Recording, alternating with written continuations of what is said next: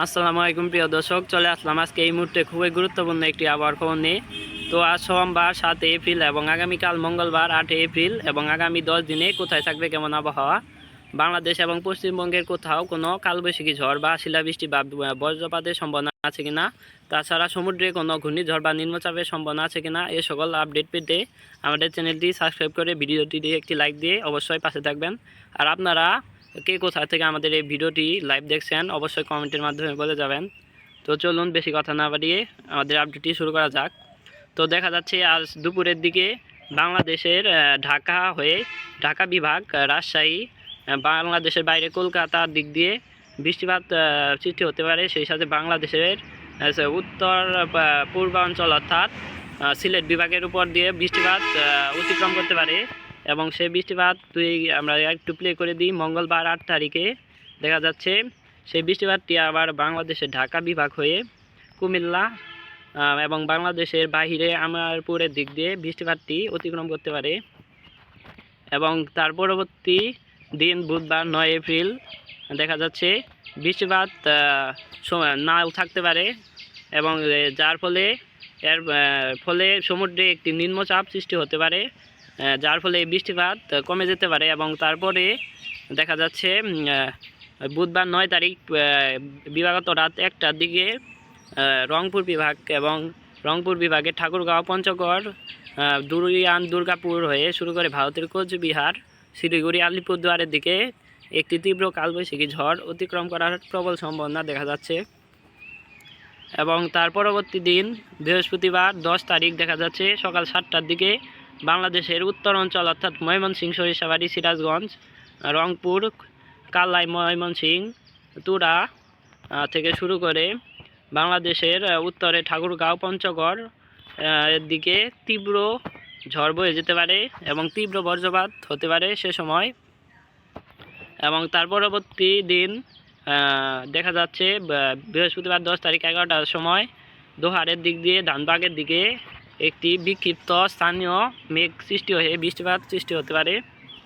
এবং তার পরবর্তী সময়ে দেখা যাচ্ছে বাংলাদেশের বাইরে ভারতের উত্তরের গুয়াহাটি, গোয়ালপাড়া, আলিপুরদুয়ার, শিলিগুড়ি সহ ভারতের পুরুলিয়া দিক দিয়ে বৃষ্টিপাত হতে পারে। সেই সাথে ভারতের ধানবাগ, রৌকাড়ার দিক দিয়ে, জামশেদপুরের দিক দিয়ে বৃষ্টিপাতের পরিস্থিতি সৃষ্টি হতে পারে।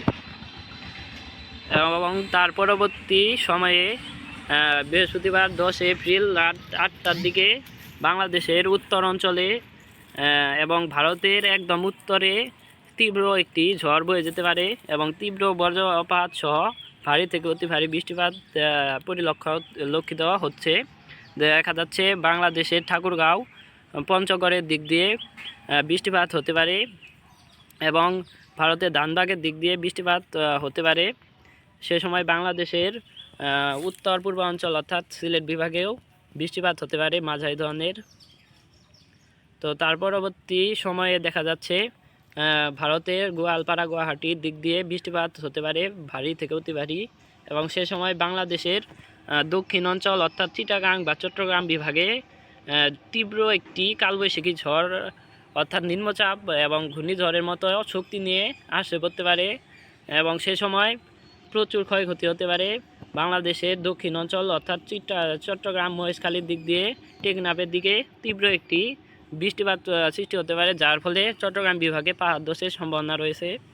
এবং আমরা যদি এটিকে আরেকটু প্লে করে দিই, দেখা যাচ্ছে পরবর্তী সময়ে সেই বৃষ্টিপাতটি মিয়ানমারের দিকে চলে যেতে পারে, মিয়ানমারের কালাইয়ের দিকে বৃষ্টিপাতটি চলে যেতে পারে এবং সেই সময় বাংলাদেশের রংপুর বিভাগে হালকা বৃষ্টিপাত হতে পারে।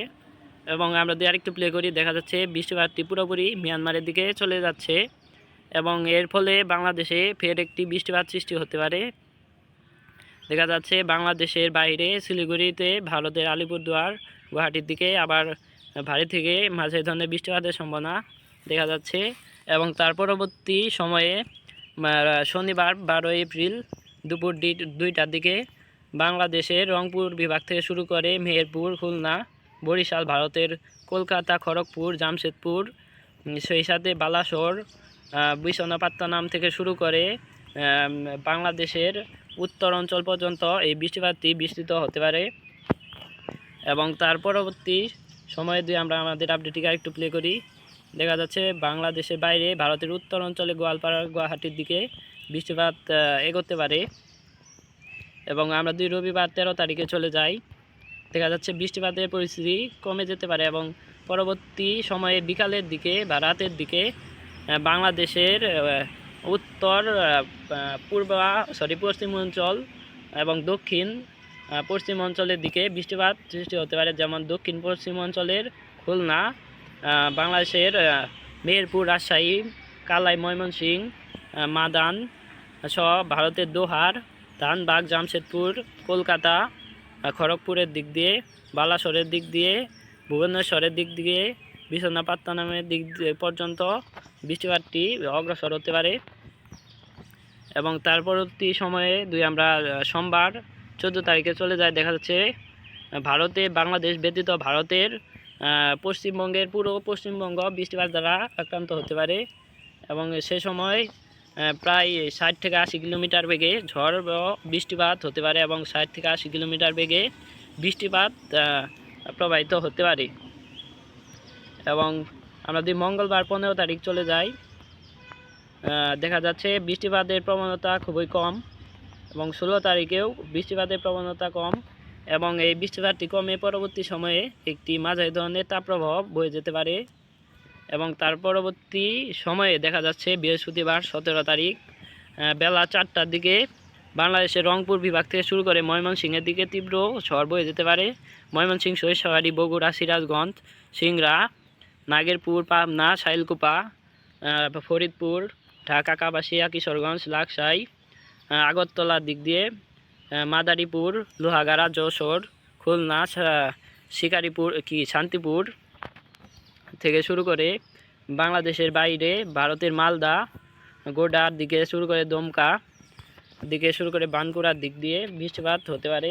এবং আমরা এটিকে বজ্রবাহী মোডে নিয়ে যাই, কোনো বজ্রপাতের সম্ভাবনা আছে নাকি সে সময়।